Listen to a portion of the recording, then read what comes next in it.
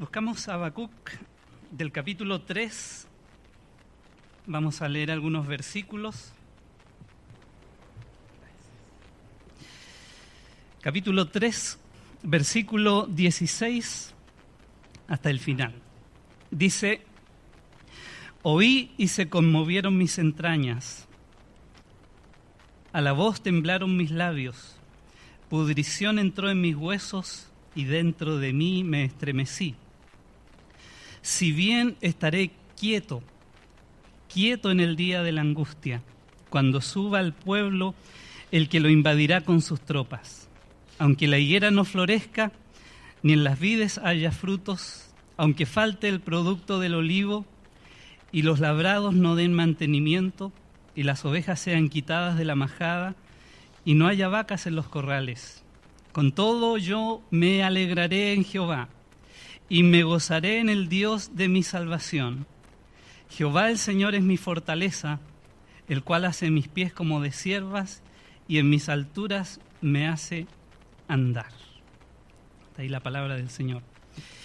Hace tiempo atrás, quizás más de un año, alguien estaba explicando esto de los pies como de ciervas. Y yo me quedé pegado en el versículo anterior. Me alegraré, me gozaré. Y el versículo 16 me llamaba la atención. Iba a haber un tremendo desastre.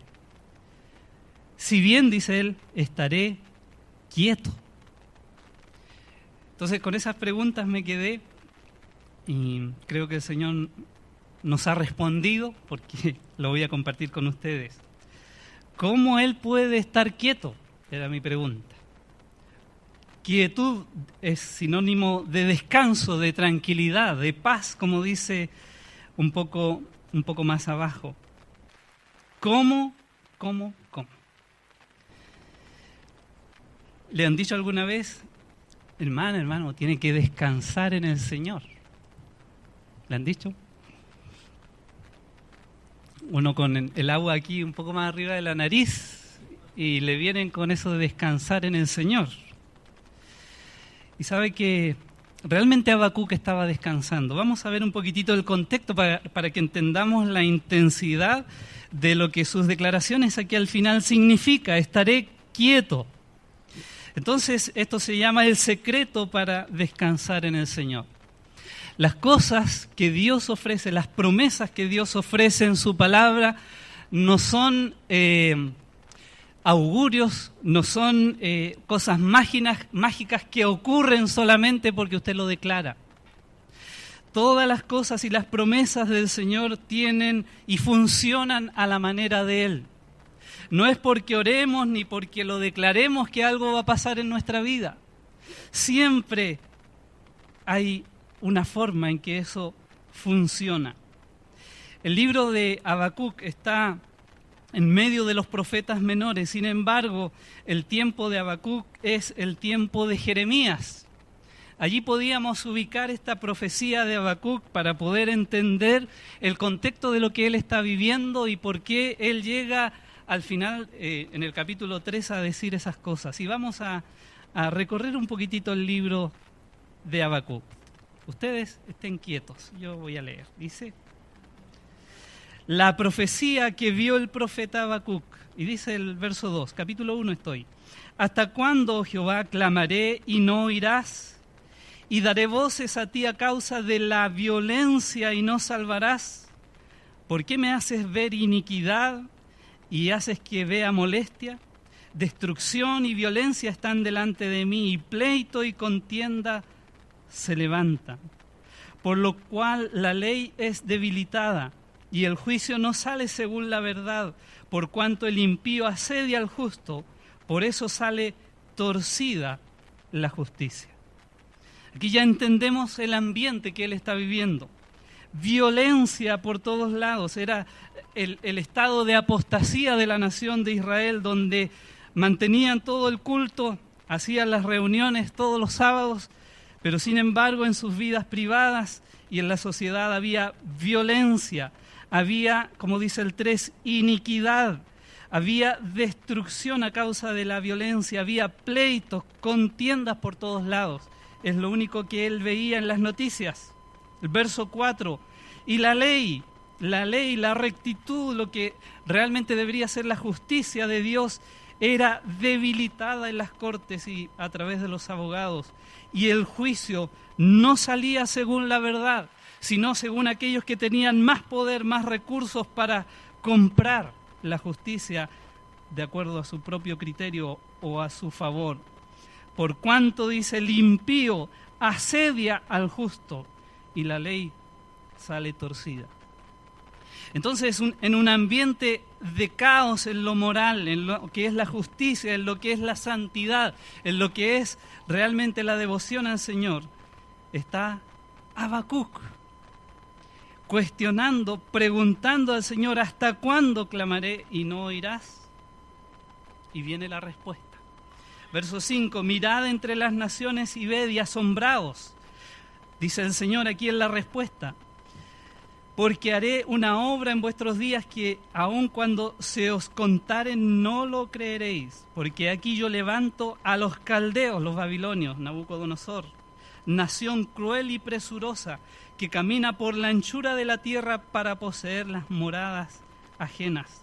Formidable es y terrible, de ella misma procede su justicia y su dignidad. Sus caballos serán más ligeros que los leopardos y más feroces que los lobos nocturnos, y sus jinetes se multiplicarán, vendrán de lejos sus jinetes y volarán como águilas que se apresuran a devorar. Toda ella vendrá a la presa, el terror va delante de ella y recogerá cautivos como arena. Escarnecerá a los reyes y de los príncipes hará burla, se reirá y toda fortaleza y levantará terraplén y la tomará. Eso es un sitio. Luego pasará como el huracán y ofenderá, atribuyendo su fuerza a su Dios. Entonces la respuesta del Señor a todo esto dice que un pueblo más impío, incluso que los mismos judíos, iban a ser el medio por el cual Dios iba a traer justicia, iba a traer castigo a la maldad de Israel. Entonces Habacuc queda peor, dice en el 12, vuelve a protestar, ¿no eres tú desde el principio, Jehová, Dios mío, santo mío? No moriremos. Oh Jehová, para juicio lo pusiste, y tú, oh roca, lo fundaste para castigar. Muy limpio eres de ojos para ver el mal, ni puedes ver el agravio. ¿Por qué ves a los menospreciadores y callas cuando destruye el impío al más justo que él? Y haces que sean los hombres como los peces del mar, como reptiles que no tienen quien los gobierne. Sacará a todos con anzuelo, los recogerá con su red y los juntará en sus mallas, por lo cual se alegrará y se regocijará. Por esto hará sacrificios a su red y ofrecerá sahumerios a sus mallas, porque con ellas engordó su porción y engrosó su comida. Vaciará por eso su red y no tendrá piedad de aniquilar naciones continuamente. Sobre mi guarda estaré, dice el capítulo 2, y sobre la fortaleza firmaré el pie y velaré para ver lo que se me dirá y que he de responder tocante a mi queja. Y Jehová, que viene la respuesta otra vez, me respondió y dijo, escribe la visión y declárala en tablas para que corra el que leyere en ella. Aunque la visión tardará aún por un tiempo, mas se apresura hacia el fin y no mentirá. Aunque tardare, espéralo, porque sin duda vendrá, no tardará.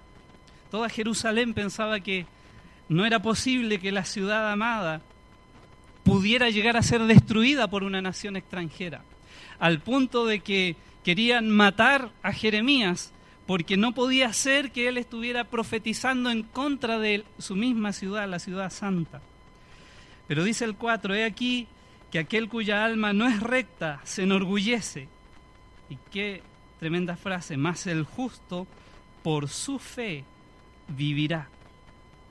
Y también el que es dado al vino es traicionero, hombre soberbio que no permanecerá. Ensanchó como el Seol su alma, y es como la muerte que no saciará. Antes reunió para sí todas las gentes y juntó para sí todos los pueblos. ¿No han de levantar todos estos refrán sobre él y sarcasmos contra él? Y allí sigue el relato. Así que este profeta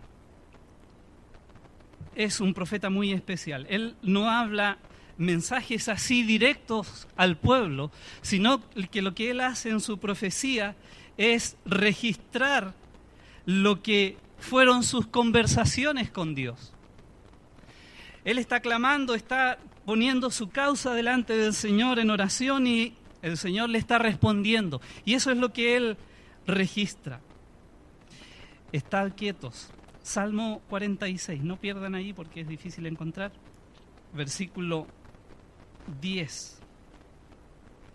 Habacuc ha dicho, si bien estaré quieto en el día de la angustia. 46:10, estad quietos, dice el Señor, y conoced que yo soy Dios.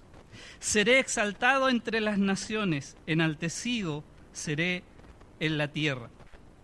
Por un lado, el creyente, el Hijo de Dios, tiene aquí una instrucción, un mandato, un aliento a estar quieto mientras el Señor actúa.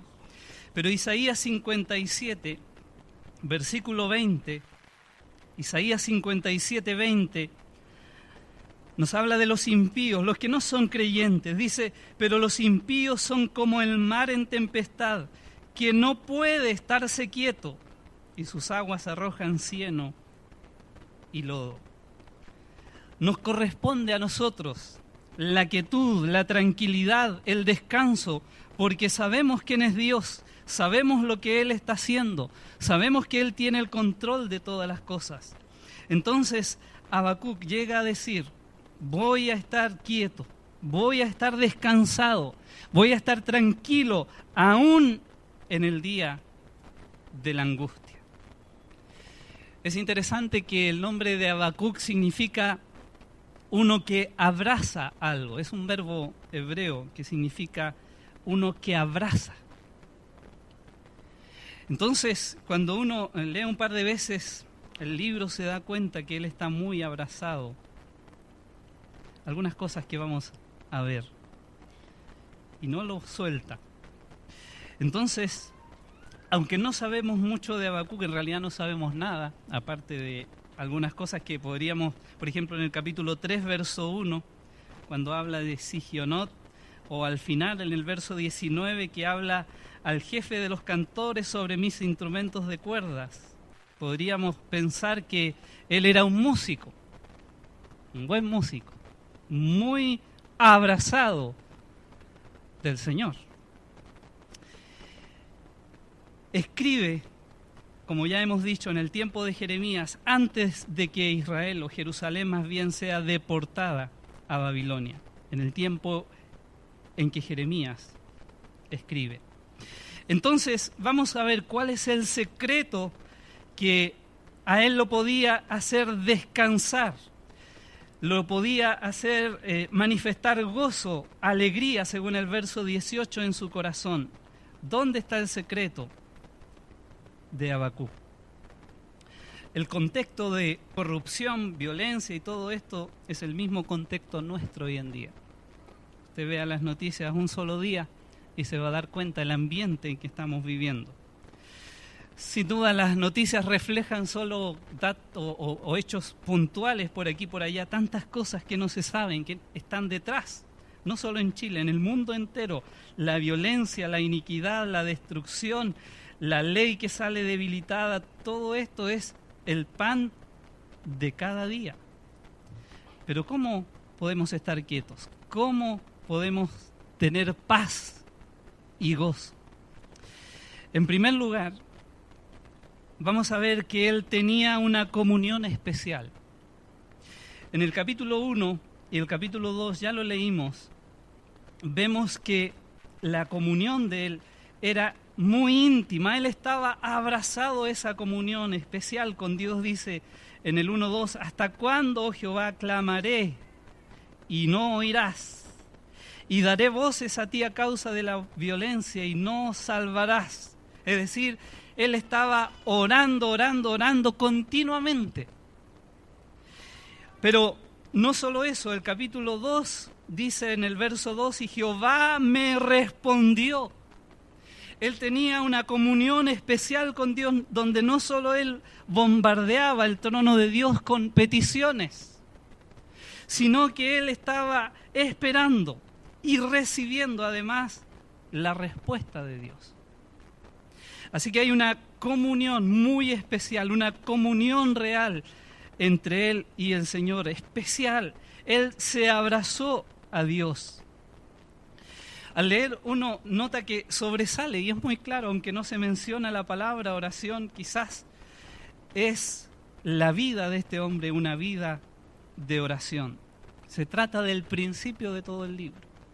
Él orando a Dios y Dios contestando. Oraba, oraba, oraba. ¿Sabe? Esa comunión especial se refleja en esto, que la oración no es un monólogo donde yo tengo varios objetivos y disparo, ¿cierto?, con esas cartuchos que explotan muchas piedrecitas o más bien bolitas de plomo, de acero, no sé qué será, a la bandada, lo que toque. Y le pido al Señor por esto y por eso y por lo otro y por si acaso esto, a ver si alguna le achunto. Tenía una comunión tan especial que él mantenía su oración hasta ver que Dios le contestara. La oración no es un monólogo, la oración es un diálogo donde yo espero que el Señor me responda. Y Él tiene respuesta para todos nosotros. Cuando pedimos y pedimos y pedimos y por ahí algo resulta, en realidad uno no se da cuenta si pidió por eso o cómo llegó. Eso no es oración. Orar es esperar, escuchar la respuesta de Dios, la cual nos da Él a través de muchas formas, principalmente a través de su palabra. Él ora con mucha intensidad y uno diría que es un poco insolente cuando en el capítulo 2, verso 1 dice ¿hasta cuándo?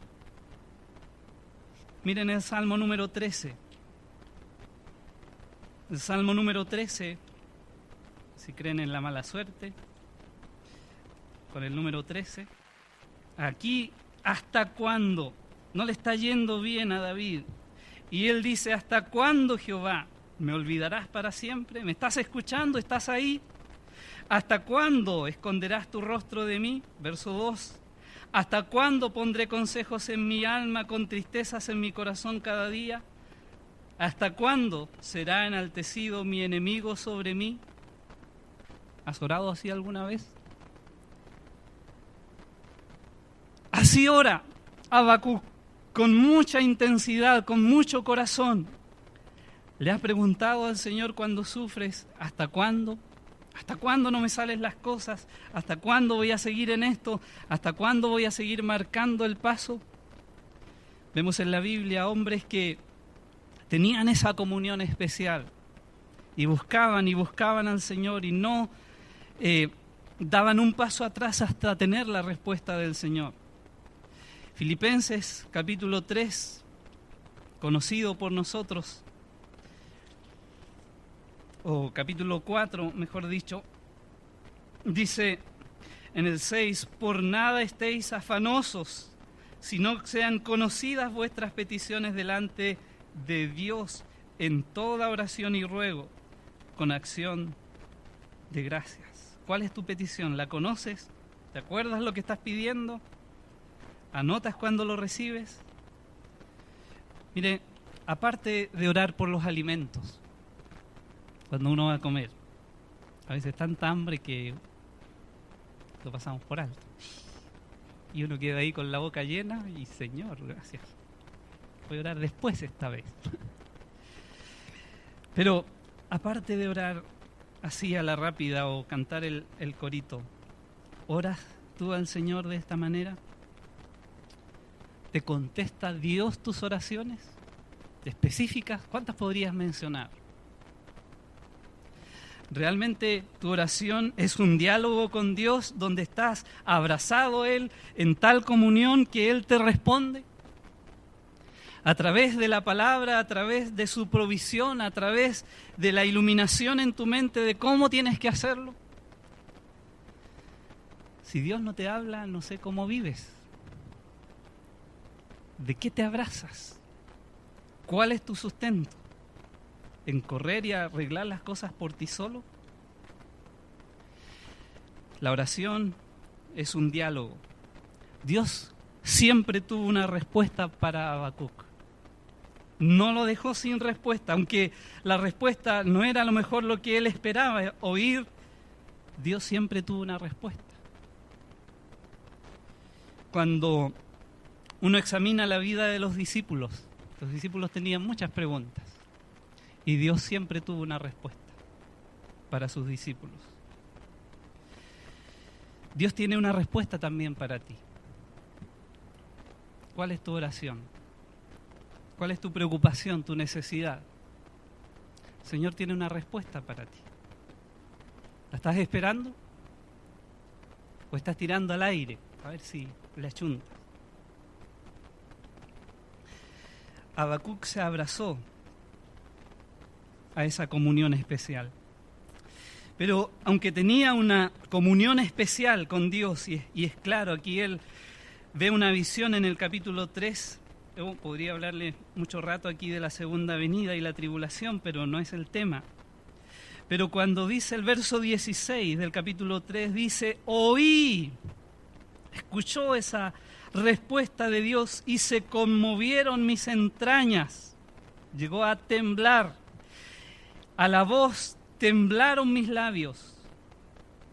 Mire qué gráfico, pudrición entró en mis huesos y dentro de mí me estremecí.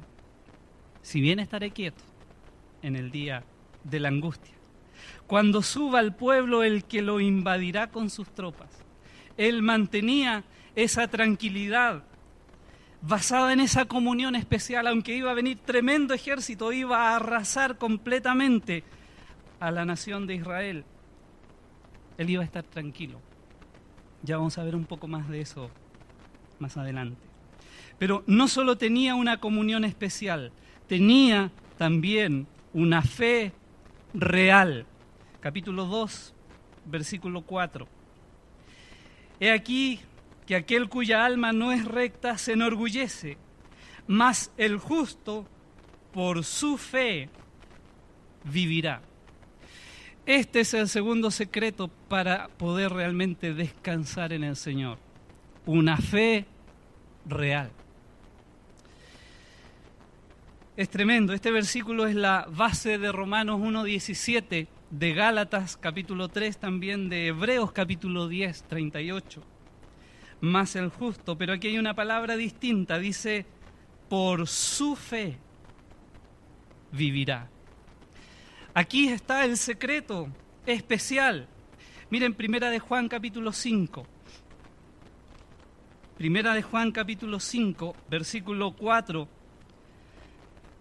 Porque todo aquel que es nacido de Dios vence al mundo. Y esta es la victoria que ha vencido al mundo, nuestra fe. ¿Quién es el que vence al mundo sino el que cree? Ese es el verbo en acción de la fe, creer que Jesús es el Hijo de Dios. Así que es nuestra fe la que vence las circunstancias, la violencia a nuestro alrededor, la maldad a nuestro alrededor, la injusticia a nuestro alrededor. Aquí el secreto especial, vencer con nuestra fe. ¿Y nuestra fe en quién? Tiene que tener una base en uno mismo. El mundo secular y esto de la autoestima, tienes que confiar en ti mismo, tienes que creer en ti mismo, en lo que vales, en lo que sabes. Pero sabe, mire, capítulo 2, verso 4, la primera parte.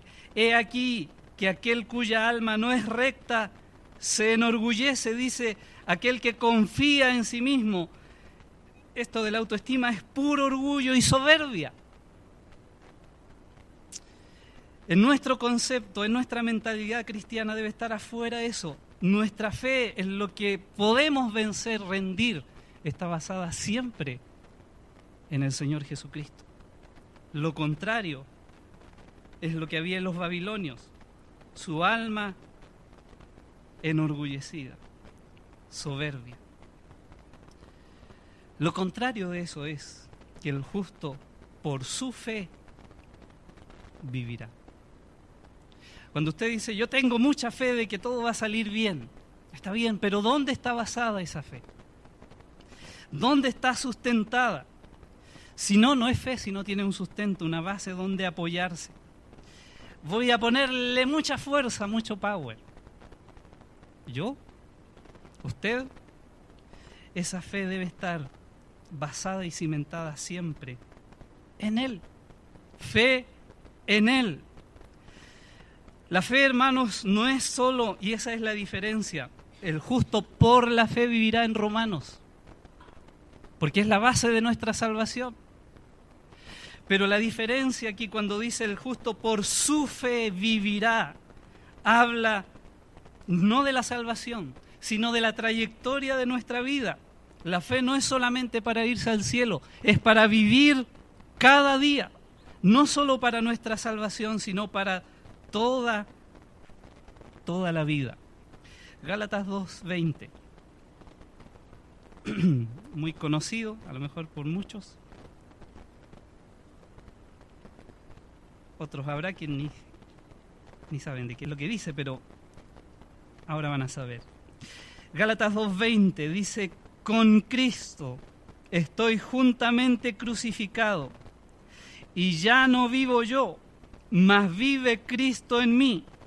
Y lo que ahora vivo, fíjense, lo que ahora vivo en la carne, ¿lo vivo en qué? ¿En mi fuerza? ¿En ponerle ganas?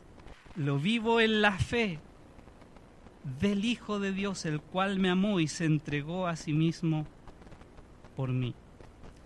Lo que vivimos en la carne, en esta vida, también está sustentado en la fe en nuestro Señor. Todos los días tenemos que tener fe. Todos los días debemos creer. Todos los días debemos tener esa fe real en el Señor. ¿Qué clase de Dios era el Dios de Habacuc? Uno se pregunta, para tener tanta fe y confianza, para decir que voy a estar quieto y tranquilo y reposado y voy a descansar en el Señor. ¿Cómo era ese Dios? Miren el capítulo 1, verso 12, lo leímos, pero miren. ¿No eres tú desde el principio, oh Jehová Dios mío, santo mío? Es un Dios santo.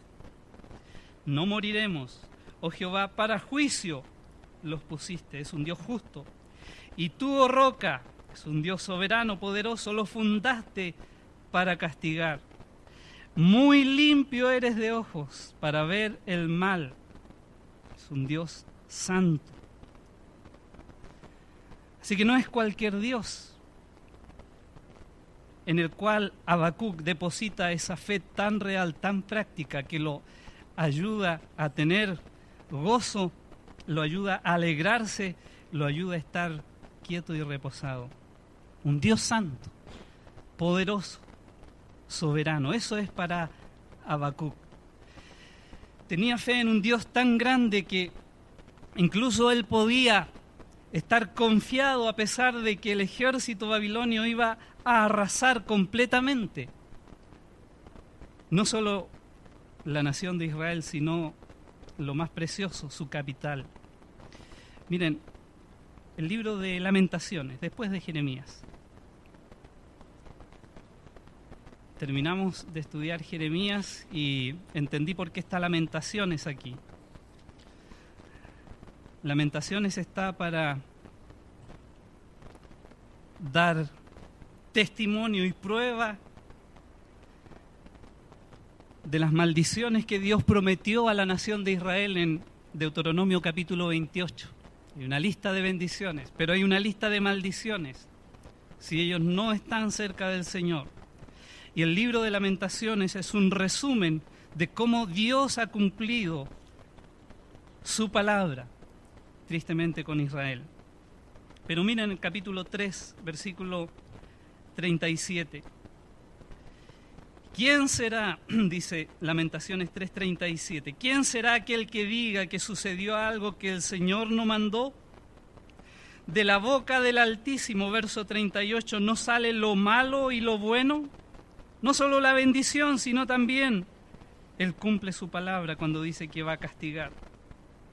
Entonces, ustedes podían encontrar muchos paralelos entre Lamentaciones y el libro de Deuteronomio 28, pero no es el tema ahora.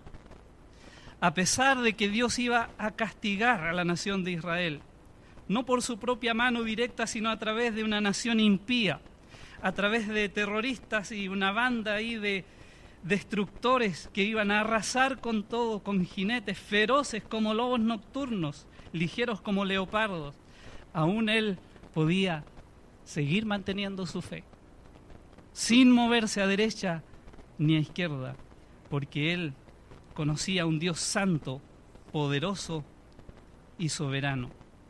Y Él podía estar quieto y seguro y tranquilo, aún en medio de la invasión. Él sabía que Dios estaba al control. Isaías 45, verso 7. Isaías 45, leo desde el 5 al 7.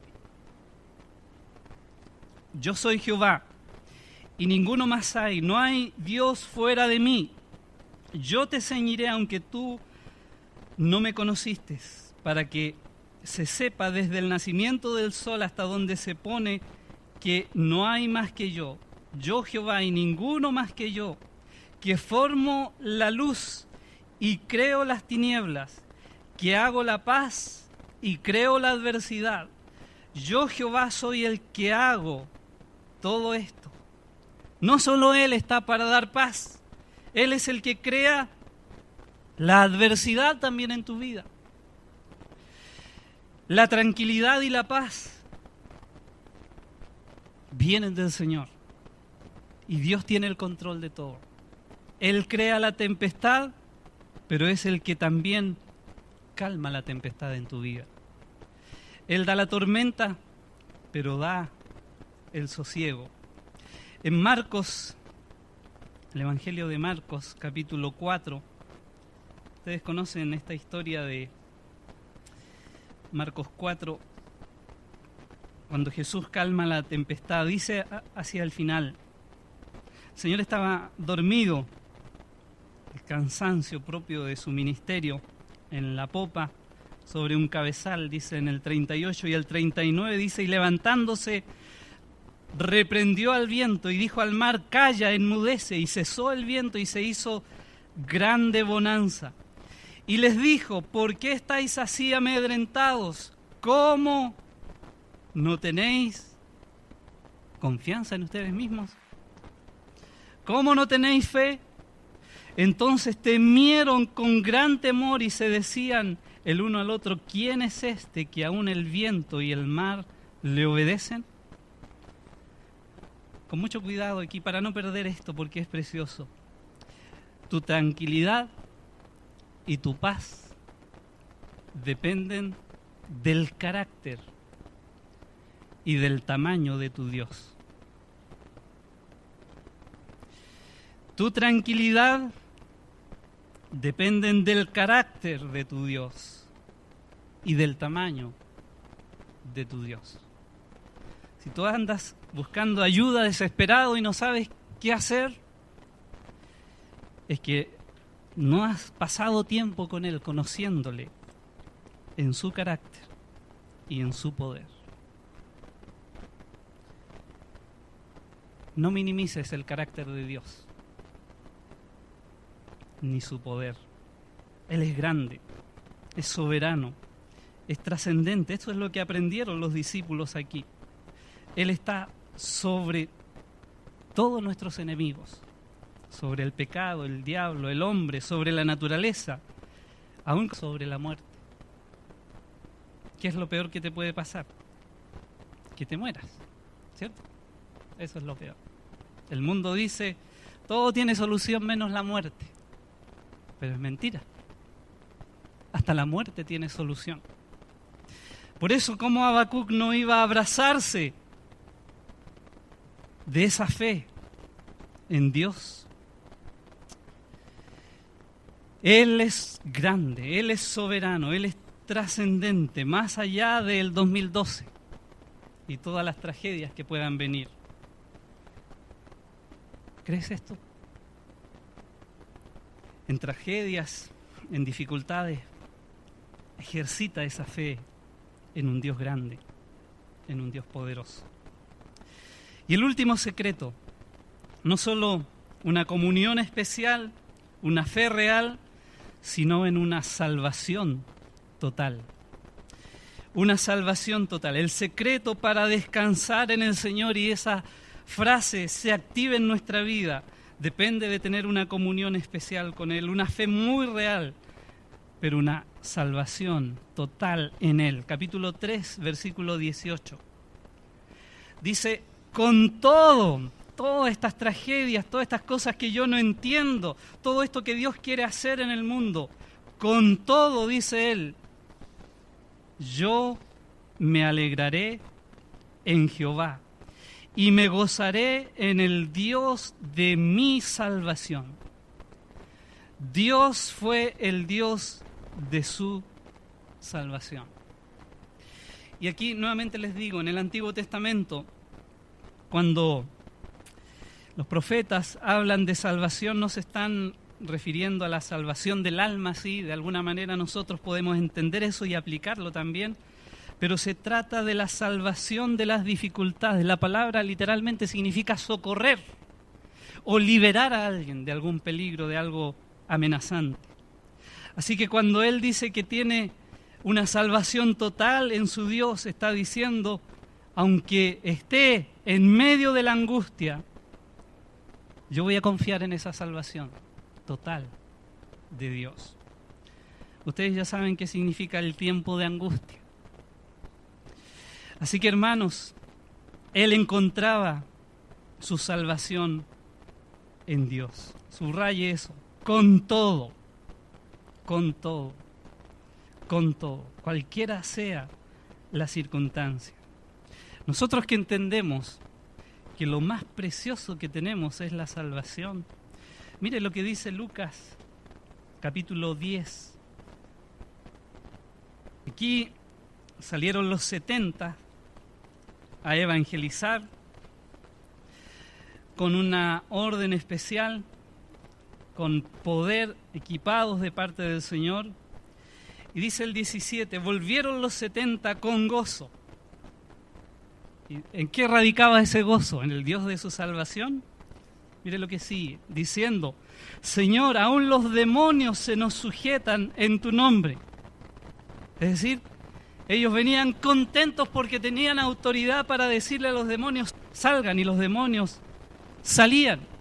Y venían felices por ese poder que podían desplegar.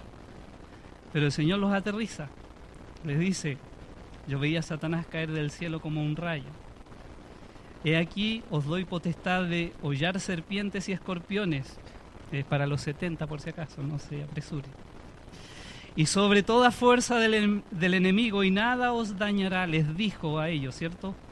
Pero no os regocijéis, no se alegren de que los espíritus se os sujetan, sino regocijaos, alégrense de que vuestros nombres están escritos en los cielos.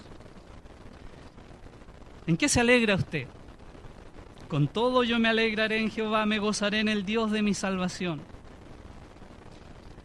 Regocíjese el que se deba regocijar en que su nombre está en los cielos. Es la salvación. Ana, ayer estaba entusiasmado con Ana y cuando hablamos con Mónica le dije, ahí va a estar el mensaje, la oración de Ana. Pero el Señor me cambió el... Y cuando empezaban ustedes a hablar, dar testimonio en la mañana, dije, esto es lo que Dios quería. Así que, Ana, que espere un poquitito. Pero ella se alegraba en el Dios de su salvación. ¿En qué se alegra usted? ¿En el tremendo golazo que hizo Alexis Sánchez? ¿Sabe? Regocíjese en su salvación. El gozo no está... Y eso les dijo a los 70 en el éxito del ministerio. La vida no depende de milagros y cosas portentosas, sino en la salvación que Dios nos dio. Lo escuchamos en Lucas. Esa debe ser el motivo de nuestra alegría. Y es el espíritu de Navidad, estar contentos porque llegó el Play. ¿O en qué? En la salvación que Dios nos trae.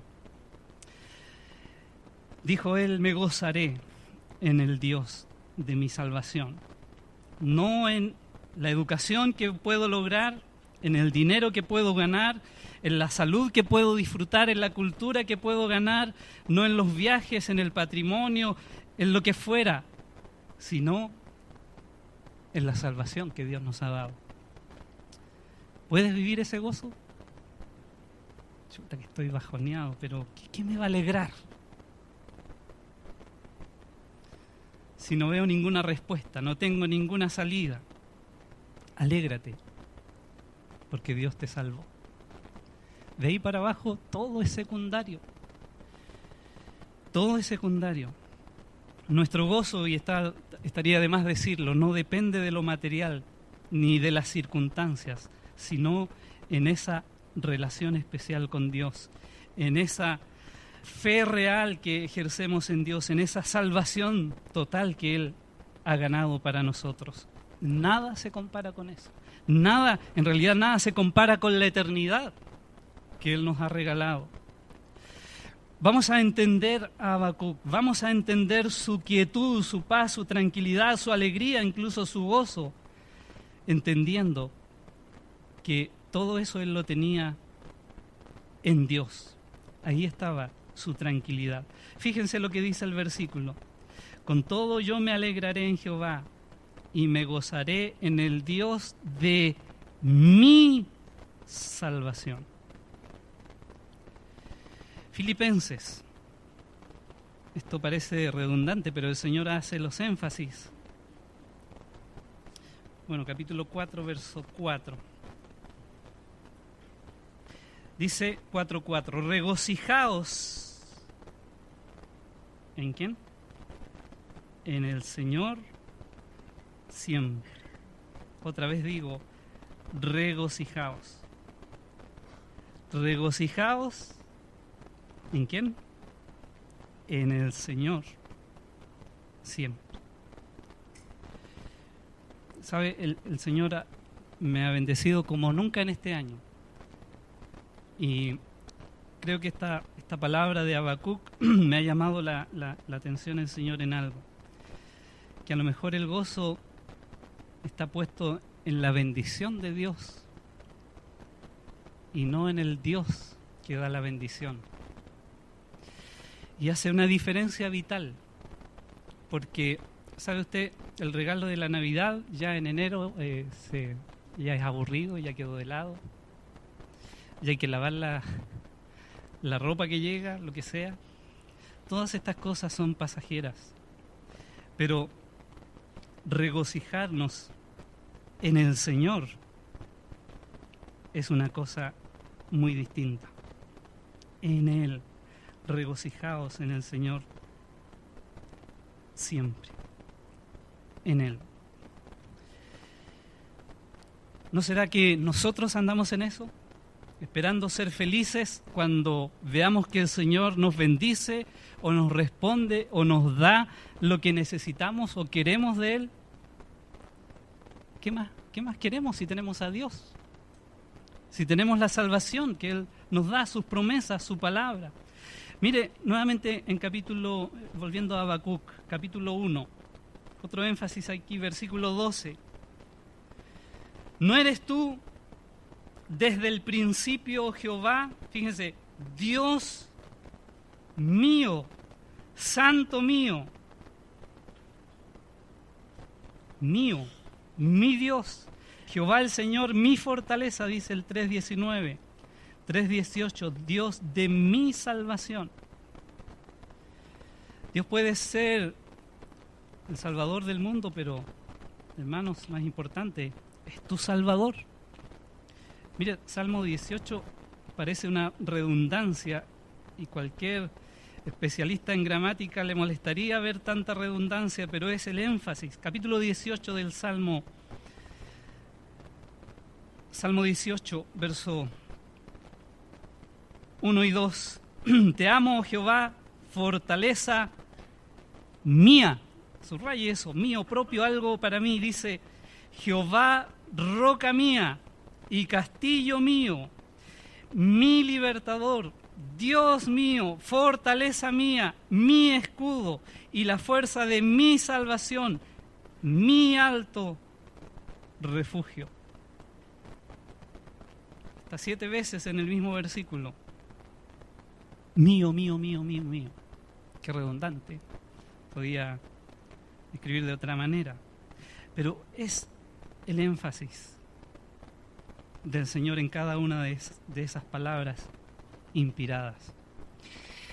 La mercadotecnia de hoy en día, ¿cierto?, nos acostumbra con ese mensaje de que si tienes esto, vas a estar contento.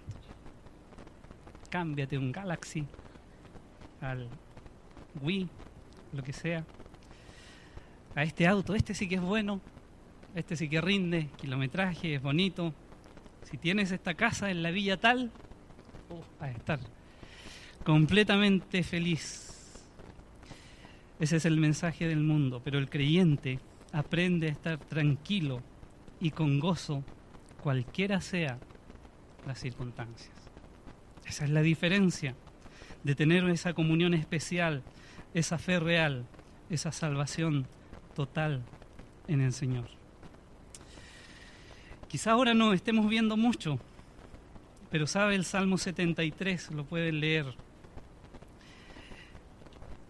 Y qué quebradero de cabeza aquí para Asaf, ver a sus enemigos teniendo y obteniendo, haciendo trucos y malabares ahí, robando, doblegando la justicia, y tienen con creces todos los antojos de su corazón. Y él dice, casi tropecé, viendo cómo prosperaba esta gente. Pero él llegó a la conclusión finalmente, bien al final, porque casi tropieza. Pero en cuanto a mí, 73:28, el acercarme a abrazar a Dios es el bien. He puesto en Jehová el Señor mi esperanza, no en las cosas, no en el éxito. Es increíble la cantidad de libros cristianos con ese mensaje de éxito, de campeones y de todo eso. Pero he puesto en Jehová el Señor mi esperanza para contar todas. ¿De quién son las obras? Del Señor. Así que, hermanos, descansa en el Señor. Ahora sí lo puede entender. No es una declaración que por sí sola tiene un efecto. No somos budistas. Es una declaración que se acciona abrazándonos de Dios en esa comunión, abrazándonos de una fe real y viva cada día, abrazándonos de un Dios que quiere salvarnos, que quiere socorrernos y que quiere libertarnos. Padre bendito, damos gracias, Señor, a ti por tu palabra, Señor, tan oportuna, tan linda, tan especial. Gracias por la experiencia de este profeta que nos ayuda a entender, Señor, lo que significa, Señor, su nombre. Que ya entendemos que es abrazarnos a ti. Estar en tus brazos, sentirte muy cerca, entender tus caminos, entender tus propósitos y entender que más allá de lo que pasa en nuestra vida, a nuestro alrededor, podemos descansar en ti. Podemos incluso más que eso estar gozosos y alegres, aunque la higuera no florezca, aunque venga un ejército aunque los terroristas estén alrededor nuestro, aunque la destrucción venga en una forma desastrosa, completamente arrasadora, arrolladora, porque es lo que se viene para este mundo, nosotros podamos estar tranquilos y seguros, reposados, descansando en ti. Por eso, Señor, necesitamos tener esta comunión de diálogo contigo. Esta comunión de fe, Señor, depositada en ti para cada día, para cada circunstancia. Pero también esperar que tú nos salves, que tú nos ayudes en cada desafío, en cada necesidad de nuestra vida. Gracias, Señor, porque en ti estamos seguros. Aún en el día de la angustia, tú nos dices estar quietos y conocer que yo soy Jehová. Gracias, Señor, por tu palabra. Ayúdanos, Señor, porque ha sido para muchos y es un año cansador, largo, agotador, pero que podamos descansar, reposar, relajarnos, Señor, en estos benditos tesoros de tu palabra. Que sea real para cada uno de nosotros. La enfermedad, en mucho estudio, mucho trabajo, mucha dedicación, mucho esfuerzo, mucho trasnochar, mucho correr de aquí para allá, que podamos hacer la pausa necesaria para abrazarnos a ti, para realmente descansar, no solo en nuestro corazón, sino físicamente también. Tú nos puedas relajar. Tú nos invitaste, venid a mí los que estáis trabajados y hallaréis descanso para vuestras almas. Oh Señor, gracias porque en ti hay reposo, porque en ti hay sosiego, tranquilidad, porque tú refrescas nuestras vidas. Quisiera invitar a que se ponga de pie si necesita, tanto como yo necesito del Señor. Póngase de pie si necesita ese descanso. Padre eterno, nos ponemos de pie delante de ti porque necesitamos de ti ese respiro. 6 días a la semana corriendo de aquí para allá haciendo cosas. Señor, tranquiliza nuestros pensamientos, nuestros corazones. No en el aire, sino basados en lo que tú nos has explicado en tu palabra. Que podamos en este día salir, Señor, con la plena certidumbre de que tú estás al control de todo. Y cada uno de nosotros aquí va a tener la luz que necesita, la fuerza que necesita, el ánimo que necesita, porque tú eres nuestra salvación. No estamos aquí para pedir la falsa prosperidad que piden muchos, sino para verte actuando en nuestras vidas, en base a estos principios de tu palabra. Gracias, Señor, por hablarnos en este día, por tu bendición con nosotros, en el nombre de Jesús. Amén.